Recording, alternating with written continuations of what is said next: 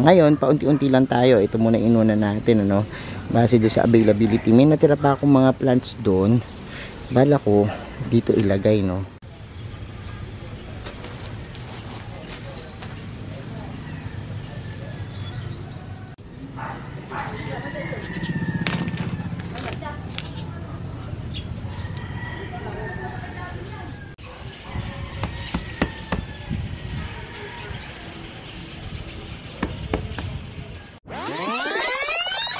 Day 2 ng ating plant challenge, ano, yung ating pag-style ng halaman dito sa ating harapan ng garden, yung pa-entrada, no. Kung kahapon napanood nyo po yung pagsisimulain nung nagawa ko, inabutan na ako ng gabi, paggabi na didilim na kaya hindi natin tinapos. Ngayon po, finishing touch, tapos maglalagay pa ako ng another halaman dito sa gilid. Kaya papakita ko yan sa inyo maya maya. At ano pa ba gagawin natin? Iisip ko pa kung ano yung pwede ko magawa, ano, dito sa ating garden, yung papasok, ano. Ito po ay simpleng pagla-landscape, simpleng plant styling na pwede nyo pong gawin, ano. Kaya tumuto kayo ngayon para makakuha kayo ng idea, no. At kung ready na kayo mga ka-MVP, tutok lang po.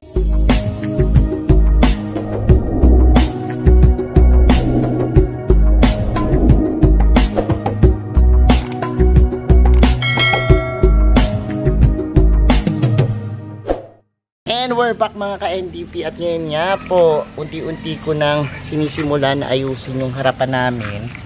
Tapos ngayon, may natira pa ako dito mga halaman, ayan. Lalagay ko naman dito, tapos para tingnan natin kung ano yung pwede nating magawa dito. Tapos parang gusto ko lagyan ng mga pebbles, mga ilalim na yan. Tapos dito, meron pa ako doon mga ilang bermuda, hindi ko alam kung namatay na yung mga bermuda doon na nakaimbak, ano, kung baka natuyot na, kung mailalagay pa natin. Pero try kong mailagay pa dito, no, para ito kasi gusto kong gawing parang tambayan, ano, sa umaga kapag gusto mo magpa-araw, gusto mo magkape, gagawa tayo dito ng isang parang maliit na tambayan, ano. Samahan nyo po ako ngayong araw na ito kasi panibago na naman pagod, pero worth it naman yan kapag natapos na. So simpleng-simple lang po itong ating ginagawa. Kung meron kayong mapulot, pwede nyo pong itry sa inyong mga bahay.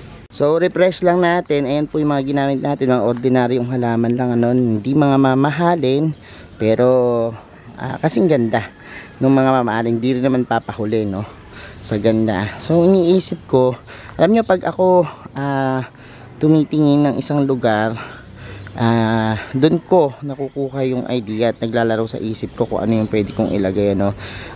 Kapag kasi minsan ang hirap mag-isip kung ano yung mga ilalagay kapag hindi po pa nakikita yung actual na lugar. Pero ngayon, paunti-unti lang tayo. Ito muna inuna natin, ano, base doon sa availability. May natira pa akong mga plants doon. Bala ko dito ilagay, no. Yan, dito natin lagay kasi doon gusto ko lagyan ng upuan, or something na pwedeng tambayan, ano. Eto, yan, titingnan ko kung malalagyan ko mamaya ng mga damo. Tapos itong nandito sa ilalim, lalagyan ko ng mga pebbles, orange or white pebbles, no. Ano nandyan, konti na lang naman tong halaman na to, pagkakasyahin ko na to dito sa may ano, para pag pagpasok maganda. Ang sarap kasing tingnan ng lugar kapag maaliwalas, ano, tas magaganda yung mga halaman, ano, kahit na hindi mamahalin yung halaman mo at simple lang, basta't merong mga halaman, talagang masarap sa mata, no. Kaya yung mga garden nyo or mga bahay nyo, tarangkahan nyo, gate nyo na sa tingin nyo ay plain na plain, pwede nyo lagyan yan, para kasi iba yung pakiramdam, ano, kapag naglalakad ka, pumapasok ka, tapos bubungot sa'yo mga halaman, ang lamig sa pakiramdam, ang ganda sa mata, nakaka-positive po ng vibes, ano. So ngayon, simulan natin, ano, huwag natin patagalin. Ito muna yung gagawin ko. Ilalagay ko dito, ano, ipoporma natin.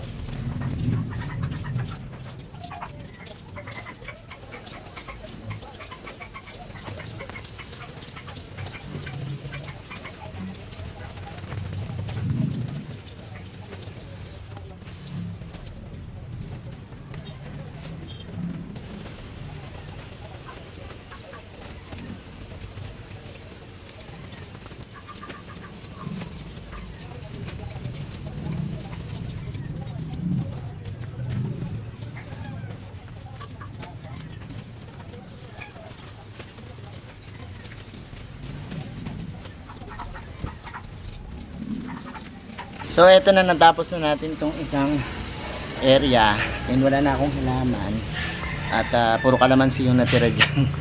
And ngayon naman gagawin natin is finishing touch tayo. Lalagyan ko to ng mga pebbles na white or orange, tapos tingnan ko kung meron pa ako makukuha Bermuda grass para lagay dito.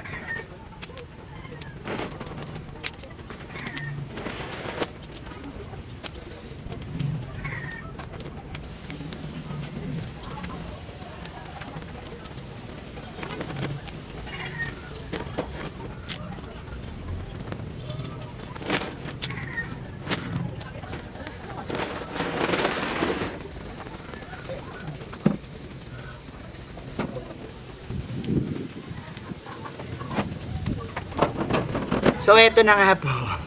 Natapos na natin paglagay ng bato. Ngayon naman, paglalagay ng damo. Yan. Ewan ko lang kasi yung mga bermuda dito, iniisip ko baka mamatay. Kasi tagal na stuck nito Pero anyways, tingnan natin, subukan natin kung ilan lang yung mailalagay natin dito. Gagawin ko muna, lilinisin ko tong lahat ng to.